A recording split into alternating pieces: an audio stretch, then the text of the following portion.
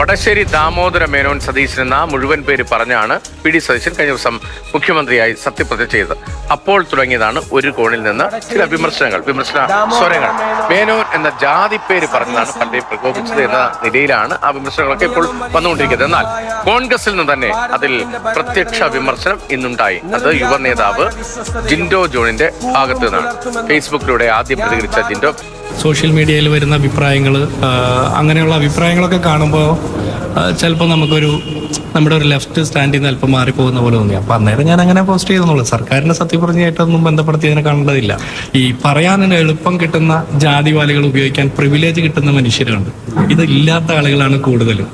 അപ്പോൾ അങ്ങനെ ഞാൻ അതിന് ഒരു തരത്തിലും യോജിപ്പുള്ള ഒരാളല്ല ജാതിവാലികൾ ഉപയോഗിക്കുന്നതിനോട്. അപ്പോൾ പലരും പറയുന്നുണ്ട് അങ്ങനെയാണെങ്കിലും ഞങ്ങൾ കുറെ കൂടി എല്ലാവരും ചേർന്ന് നിൽക്കുന്നുണ്ട്. അങ്ങനെയാണെങ്കിലും എന്നുള്ളൊരു ഭാഗവും ഇല്ല.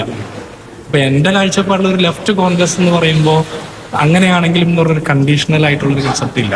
ആരുടെ പേരിന്റെ കൂടെയും ഇത്രയും നാളും ഇല്ലാത്തൊരു ജാതിവാലം കാണുമ്പോൾ നമുക്കൊരു പ്രയാസം തോന്നും. പക്ഷെ അദ്ദേഹത്തിന്റെ പേര് അങ്ങനെയാണെന്ന് അഡ്രസ് ചെയ്യാം, നാട്ടിലെ ആളുകൾക്ക് വിളിക്കാം. പക്ഷെ എന്നെ സംബന്ധിച്ചിടത്തോളം ഞങ്ങളൊക്കെ വലിയ കൗതുകത്തോടെയും ആരാധനയോടെയും ബഹുമാനത്തോടെയും കണ്ടിരുന്ന പ്രിയപ്പെട്ട നേതാവ് കേരളത്തിന്റെ മുഖ്യമന്ത്രിയാകുമ്പോൾ പ്രിയപ്പെട്ട മുഖ്യമന്ത്രി വി ഡി സതീശൻ എന്ന് വിളിക്കാനാണ് എനിക്കിഷ്ടം.